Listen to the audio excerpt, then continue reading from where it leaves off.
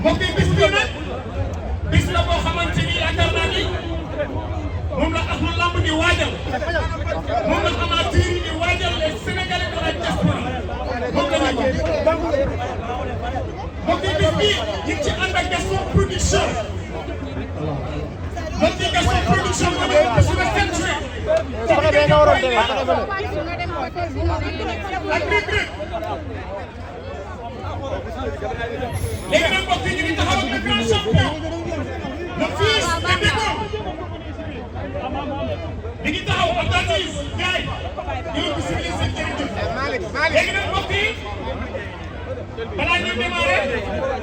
wala Aziz dafa am lu ko wax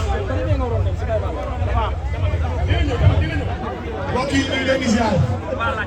bëgg na yéen ñëpp ngeen dal ambassadeur non violence mooy bëgg a wax li xale boo xam ni Pikine dañu ko yónni yàggal si ko bàyyi bala xale bi ngay waxal Cheikh yi du maane maamam wala ko du maane mbaay yii maam lo mooy sa xarit bu ci jóg xam nga ku mu jóg Cheikh Cheikh xale xam nga kan la jóg Cheikh Cheikh sax xale bi nga taxawoon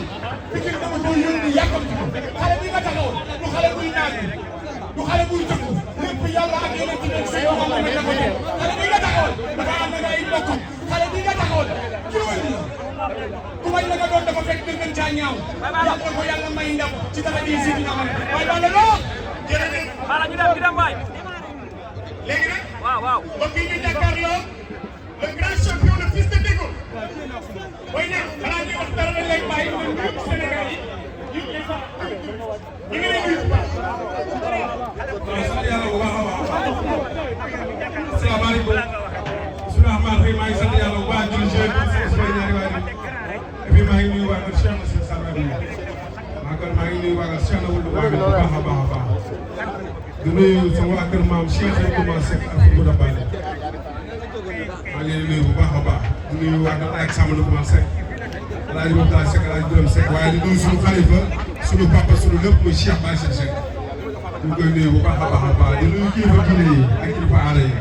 maa ngi nuyu waa Touba maa ngi nuyu waa Tivaouane maa ngi nuyu waa Ndiassane bàyyiwuma kenn kilifa diine yi waa Layène bàyyiwuma kenn bu baax maa ngi nuyu ñëpp mais aussi maa ngi nuyu waa Pikine mention spéciale waa Pikine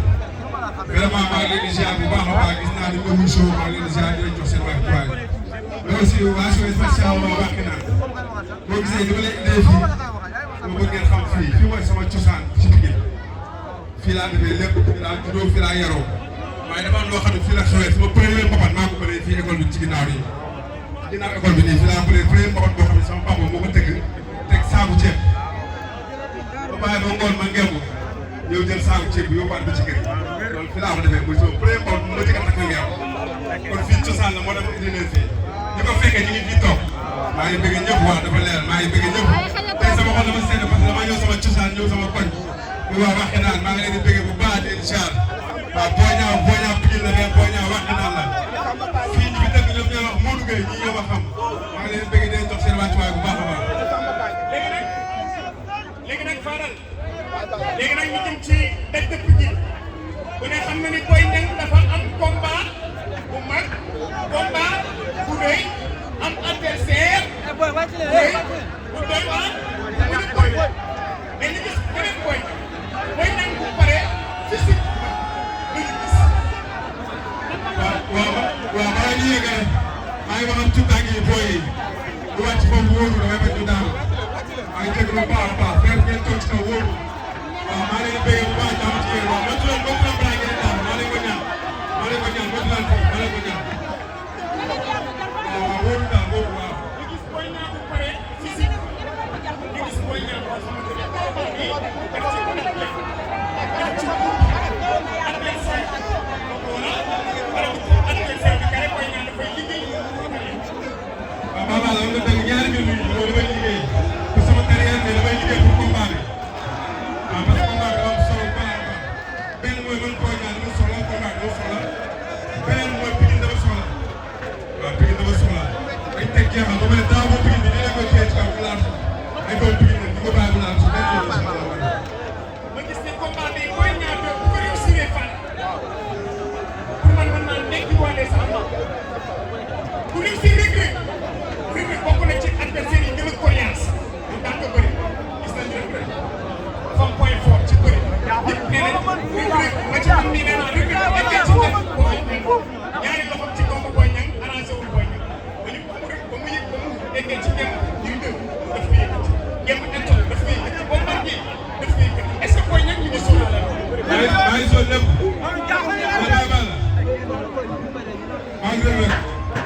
bu ñu wuree ci bëre rek ndam fekk bi